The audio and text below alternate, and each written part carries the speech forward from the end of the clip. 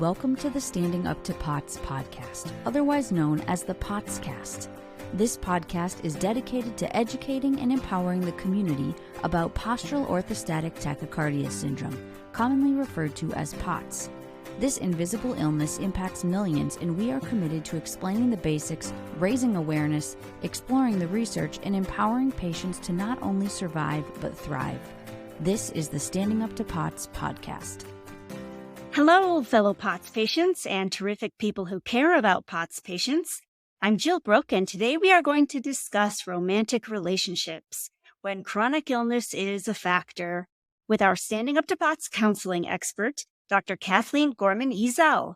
She is a licensed independent social worker and also an assistant professor at Ohio Dominican University, where she researches the interaction between chronic illness and mental health. You've heard her speak with us before about medical gaslighting, unwanted life changes, and so much more. So you probably already know she's very knowledgeable in this space. We love talking to her. Dr. Gorman Ezell, thank you so much for speaking with us today. Oh, thank you so much for having me. It's wonderful to be back.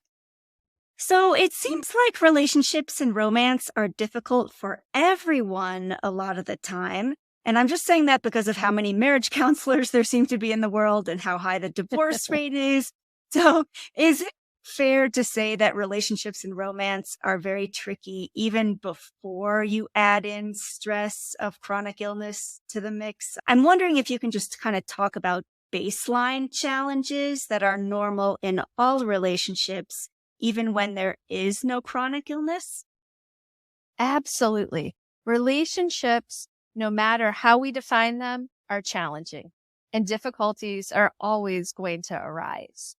And I think that there are some just general difficulties that happen in relationships, especially for folks who are living together, right? And whether that's living together by choice, by marriage, whatever reason, when you put two people in the same household, all of a sudden there's some type of unwritten sense of competition or inequity. And invariably, when we all experience stress, which we all do, then that seems to be heightened and the tension sort of arises before it erupts, right? And some of that tension rising can be from a whole slew of different things, whether it's whose turn it is to take out the trash, whether it's keeping up with the laundry, the dishes, the finances, making sure both partners are able to get to work on time. If there's children involved, getting children to their activities, to school, to making sure homework is done, to having time to nourish the relationship you have with your partner, let alone have that time for self-care. So right then and there, when we think about all of these different factors, we can see where all of the stress is coming from and why we're oftentimes just one step away from an explosion.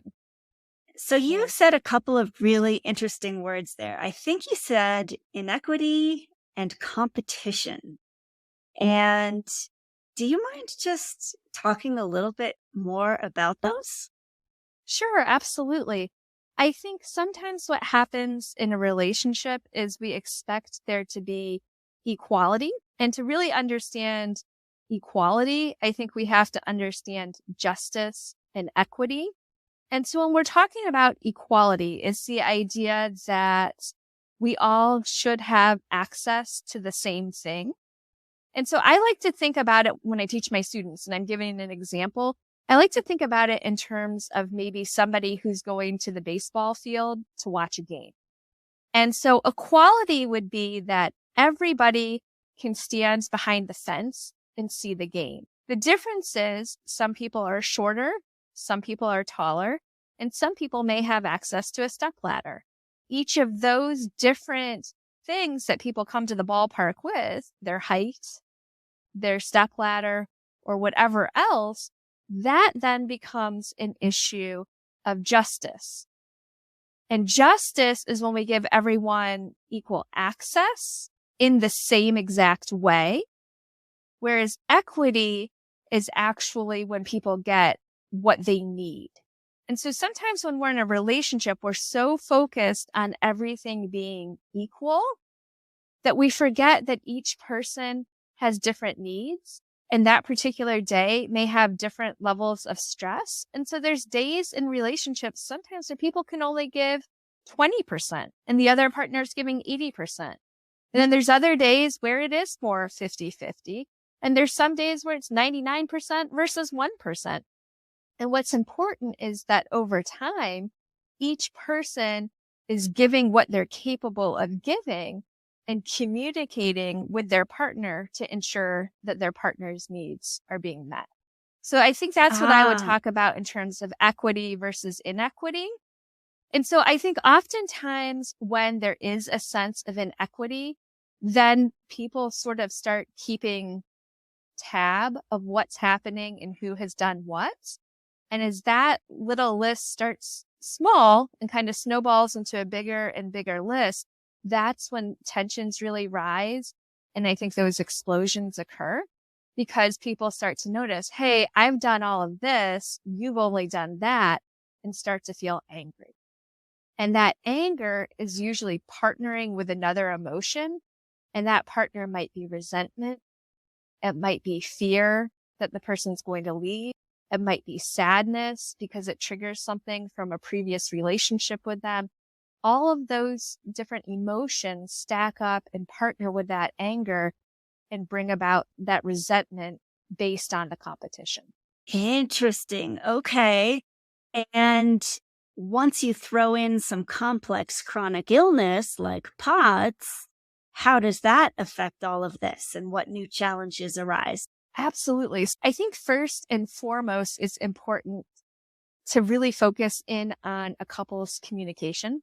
And so one of the things that I talk a lot about is looking at the 5 love languages quiz, which you can go online and take for free. In fact, we'll try and include a link to that with the podcast. But I think it's really important to know what you need in a relationship and how you need that communicated to you. For some people, it's what we would call acts of service. So some people feel love by having a partner who shows them love by unloading the dishwasher, perhaps bringing them chicken noodle soup when they're not feeling well, right? For some people, it is quality time. And so that means it's not as important what you're doing with your partner. It's just that you are spending that time together. For some people, it is physical touch and it's having that physical intimacy, not always sex, sometimes sex, but just that physical closeness. For some people, it can be giving and receiving gifts is a way that you show love. And so that person, whether it's giving someone a card, whether it's giving someone a necklace or a new hoodie, right? Whatever it may be, that's how some people feel and receive love. Where we tend to have problems, though, is when the way one partner receives love isn't the way that their partner gives love, if that makes sense. So, oh my gosh, this is so interesting. I've never heard of this before. Okay. Well, it is really interesting and so important. And so for me personally, I am an acts of service person. That to me is a really important way of showing love. And so for me, when my husband is helping unload the dishwasher, getting my kids to all their different activities or cooking dinner, to me, that really feels like I'm being loved. For him, he is more of a physical touch person. So for me to show him love, I need to engage with him in physical touch as opposed to maybe what my natural response would want to be, which is acts of service, since that's what I'm used to. And so early on in relationships, that can be a challenge if you don't have the conversation and don't understand how you need to be loved and what your partner needs to feel loved. Wow, that is fascinating. And then I can also see where if somebody suddenly develops POTS, it might be tougher for them to do some of these different things. Like if you have POTS now and it's severe, maybe all of a sudden emptying the dishwasher and doing all of those acts of service could get a lot tougher. So that is fascinating. Can you say one more time, you said that there's a quiz you can take? Is this something that you and your partner both do? Yes, it's the 5 love languages quiz, and you can take it online and it will show kind of where you fall, and then your partner can see where they fall. And then you can kind of have that as a springboard for a conversation to see how you can support one another in feeling loved. Because a lot of times that's where our frustrations and our arguments tend to come from. In fact, most couples and most married couples tend to have the same fight over and over without resolving it. And those fights or arguments or disagreements, whatever we want to call them, those tend to, generally speaking, focus on finances, focus on family and in-laws, and then also focus on parenting disagreements and lack of physical intimacy. Those tend to be the 4 things that most couples tend to disagree on the most. And a lot of those come from our family of origin and how we have been raised and what we've learned and what we've watched in our families, sometimes healthy, sometimes unhealthy. And so it's so critical that we have these conversations so that we can have a better understanding of our partner and decrease the likelihood for those tensions to begin mounting. Right. And I can see how by taking that quiz, you could each work smarter instead of harder, because each person might think that they're doing a lot. Hey, I'm showing you love so much. But if it's not in the language that that person is able to take in, a lot of it might be lost on them. Exactly. It gets lost in translation. And just like you said, once that chronic illness component enters in, it adds a whole another layer and dynamic. Because sometimes what can happen is that, just like you said, if someone is used to the acts of service and then their POTS is diagnosed and is fairly severe, they may not be able to do that same thing. And so I think at that point, it's really important to sit down with your partner and acknowledge the reality of the loss that's happening in the relationship, which is, I really want to love you how you want and need to be loved. And it's still really important to me. I'm just not able to unload the dishwasher anymore. Are there maybe other things that I could do or take off of your plate that would be helpful to you and show you that I care about you and that I love you, but that may not be so physically taxing on my body? And so opening up that conversation to see what that may look like. Maybe it's returning a couple phone calls while lying down, right? Instead of unloading the dishwasher. It could be a whole variety of different things. But what's so important is that you have that conversation with your partner to ensure that you're on the same page. Right. Now, you mentioned these 4 topics that tend to be the sources of conflict. I think you said it was finances, parenting, family, or maybe in-laws, and then physical intimacy. Is that correct? That's correct. Yes. And so do you hear from a lot of people that their chronic illness affects those things? Because I guess what's going through my head is, gosh, we all know that chronic illness is expensive and it makes it harder to work and earn money. It, of course, affects your energy and ability to parent. We know that with family, oftentimes there's gaslighting, there's a lot of beautiful, wonderful intentions, but there's also a lot of friction that comes when people don't understand your complex chronic illness. And I think we're going to save the intimacy and sex talk for another episode, but I am aware of some research that's going on in that department, and that's also finding that that might be an issue in chronic illness. So what's going through my head is, oh no, that makes all 4 harder. Right. Absolutely it does.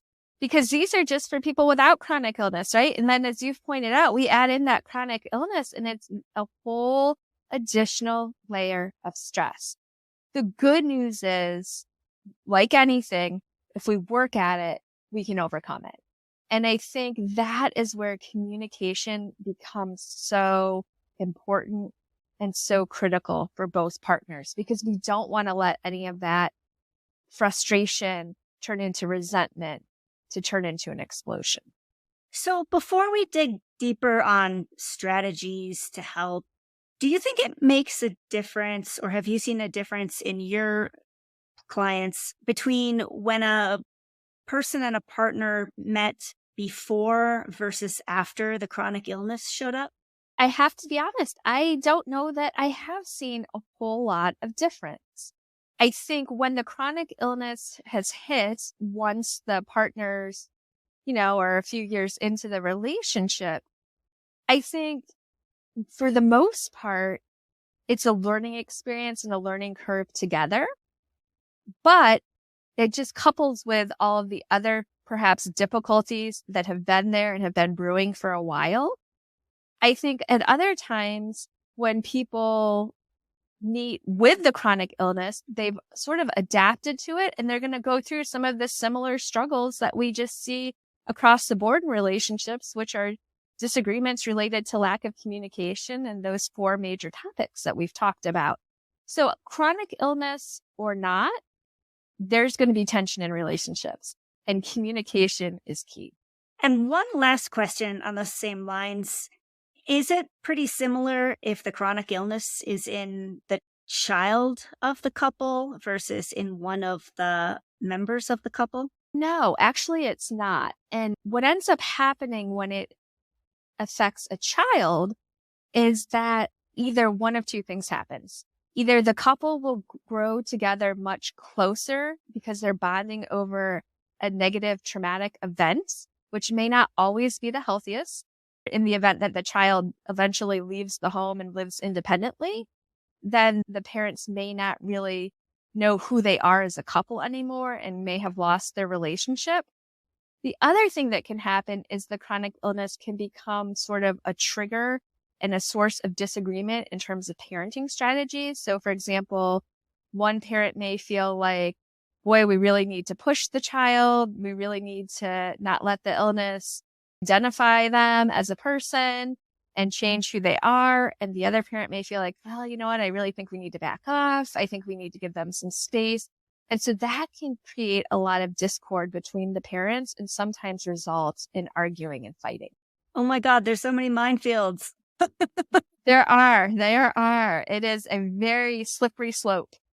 Okay. So let's start talking about strategies or things that you've seen that can be helpful in any of these situations. I know you mentioned communication. What does it mean to you to be good at communication? So I think communication really means just having an open dialogue. It doesn't have to mean agreeing, right? In fact, couples, people, humans, we are going to disagree. We are going to fight. But what's important is that we're fighting fairly. And what I mean by that is whenever I'm working with a couple, one of the first things that I like to do is I like to set up ground rules of how we're going to fight. I know these fights are going to happen. So let's set up some parameters in terms of what is acceptable behavior in an argument and what is unacceptable behavior in an argument so that everyone can feel safe in the process. And so that may sound a little bit funny, but in practicality, what that looks like is saying, you know what? We're both going to agree not to scream at each other. We're both going to agree not to call one another names. We're both going to agree not to be physical at all, right? So we're setting up these different ground rules based on our own experiences with arguments over the years. And so from our family of origin, depending on how healthy or unhealthy it was, how traumatic or wonderful it was, right? We're going to try and bring in some of those ground rules to ensure that we both feel safe. We're going to set a timer. And if we both need to take a break, we agree to a 5-minute break. We set the egg timer for 5 minutes, take time to cool off, return to the argument. Whatever it may be for that particular couple, I work to empower them to set those boundaries so that it can be a safe environment when the disagreements do arise. The other thing is, in today's society, we are so accustomed to using the word mad and angry. And that's almost much more socially acceptable than it is to say, I feel sad or I feel hurt. And so oftentimes, anger has a partner emotion. And it's really important to figure out, okay, I'm feeling mad. But once I take off that layer of anger, kind of like peeling back an onion, what is that other feeling that I'm experiencing? And why is this making me so angry? Why is this striking such a nerve? Is it because I'm feeling insecure? Is it because I'm feeling not wanted or not loved? Is it because I feel like my opinion doesn't matter? And once we can get to the root of where some of those feelings are coming from, that's when the real healing begins. That's when the real forward progress happens. Wow. Okay. So that's the communication aspect. Actually, I have one question. You always hear people say, don't go to bed mad. What do you think about that? So I'm a big fan of that. I think it's okay if you want to go to bed angry, but I think you have to understand why you're angry and you have to make a commitment to talk through it and try to resolve it within a standard period of time of at least like 24 hours. Because the longer we hold on to that anger and that resentment, the hotter it burns within us and usually ends up causing more distance than actually bringing us together. So it almost sounds like there could be like good times and bad times to even start this conversation. Like 10 o'clock at night sounds like a bad time if you hope to go to bed not angry. Maybe it's more something to save for a weekend and start it early. Yes and no. So what I would say is, as you would want to say to your partner, you know what? I'm feeling really angry right now. I don't think this is a good time for us to have this conversation because I'm not sure it's going to be productive. Would it be okay? Can we table it till, tomorrow at 2:00 and revisit it then after we both have had a good night's sleep? So you may go to bed feeling a little bit mad or angry, but as long as there's a plan for resolution, I think that's what's important. Okay, great. Do you have any other advice for people in relationships? Absolutely. Outside of communication, I think it's also really important just to find things that you can do with your partner to enjoy one another's company and to have fun together and to not forget, why you're attracted to them in the first place.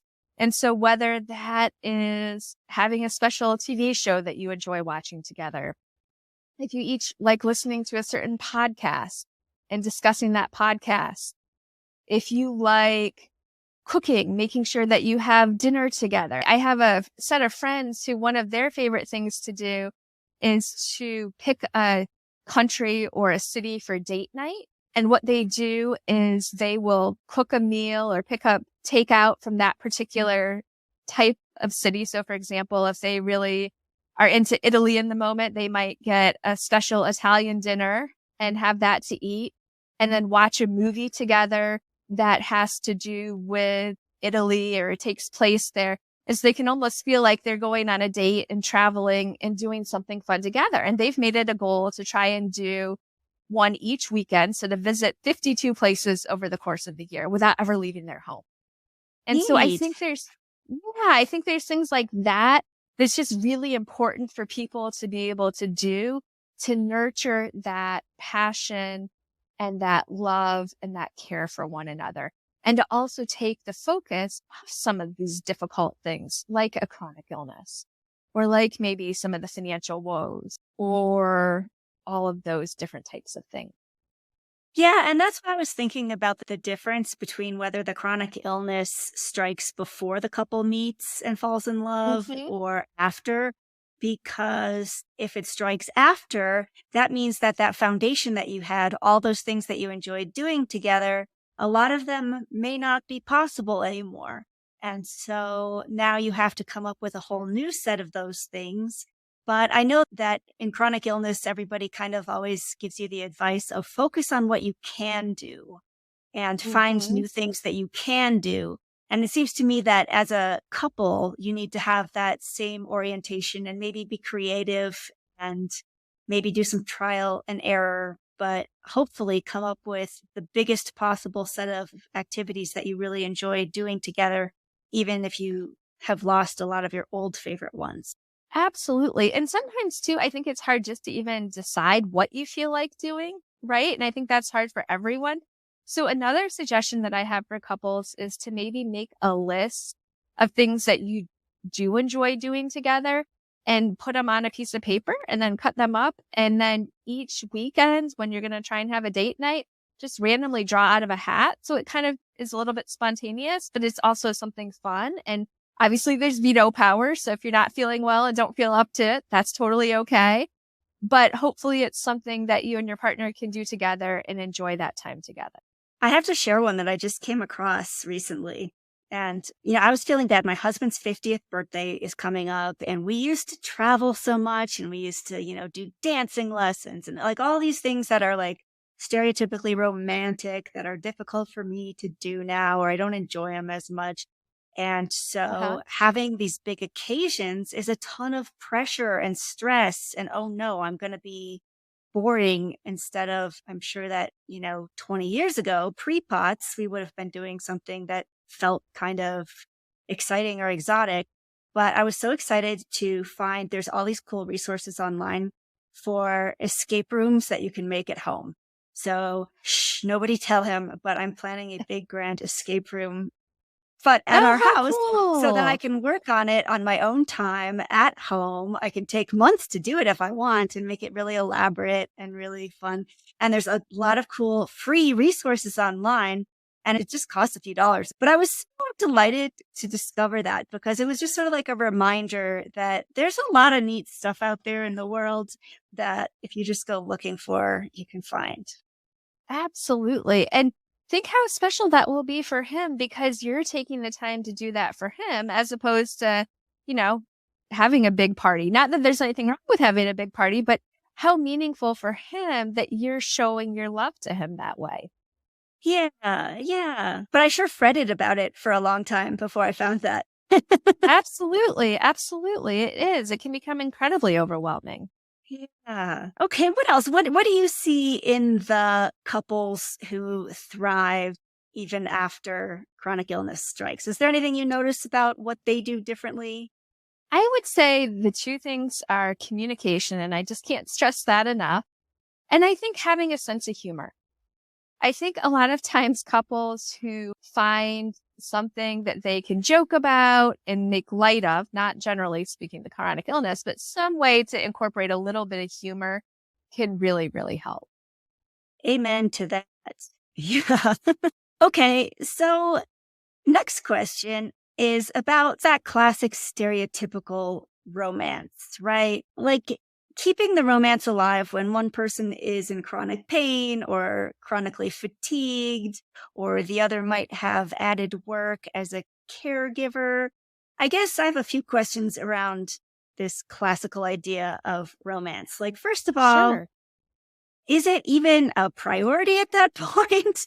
Or does it matter? I mean, if you're laughing and having fun with other ways, other things that you do together, is romance always important?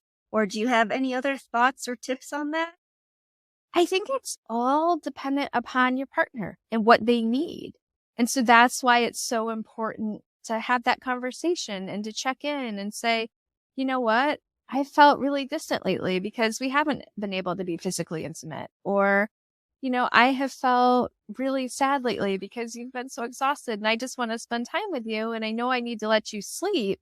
I think just bringing that into the light and having conversations directly about it is so empowering and can actually bring the couple closer together. That's great. Because I feel like sometimes there's all of these social norms about how you're supposed to be as a couple. And I just know that the more I ignore all those norms, the happier I am. Absolutely. I've even worked with couples who have like un-Valentine's days, right? They don't like the hallmark nature of the holiday. And so they'll just pick some random day and go out and get dressed up and celebrate because they can, just as sort of, I'm not adhering to these cultural norms. Oh, right on. Yeah. I just feel like just as with everything else in the chronic illness world, at least in the POTS world, like you have to find what works for you. And it might go against everything that is written down about what is supposed to be good or fun or right. And I feel like it just always takes me too long to get to that place where I do, or my husband and I do what's good for us instead of what the social norms suggest we ought to be doing. Absolutely. That's the key is you have to create your own norms and figure out what's right for you. Great. So, is there anything else about relationships or romance and the intersection with chronic illness that you feel like we should be talking about today? I think the important thing to remember is that no relationship is like what the Hallmark Channel movies present, and that there is no one size fits all, and that it's okay to not fall within the stereotypical norms. What's important is that you communicate with your partner, you find a way to get your needs met, and ensure that they're getting their needs met too. Beautiful. Well, Dr. Gorman Ezell, that's a lot of great information. Thank you so much for taking the time to speak with us and to share your wisdom. We so appreciate all the volunteer work that you do for Standing Up to POTS all year long. And is it okay if we invite listeners to continue writing in their requests for topics that we can ask you about? Absolutely. I would love that. Okay, listeners, if you have a topic you want to hear about from Dr. Gorman Ezell, you can write to us at info@standinguptopots.org. That's all for today, but we'll be back again next week. Until then, thank you for listening. Remember that you're not alone, and please join us again soon. As a reminder, anything you hear on this podcast is not medical advice. Consult your healthcare team about what's right for you. This show is a production of Standing Up to POTS, which is a 501c3 nonprofit organization. You can send us feedback or make a tax-deductible donation at www.standinguptopots.org. You can also engage with us on social media at the handle Standing Up to POTS. If you like what you heard today, please consider subscribing to our podcast and sharing it with your friends and family. You can find us wherever you get your podcasts or at www.thepotscast.com. Thanks for listening.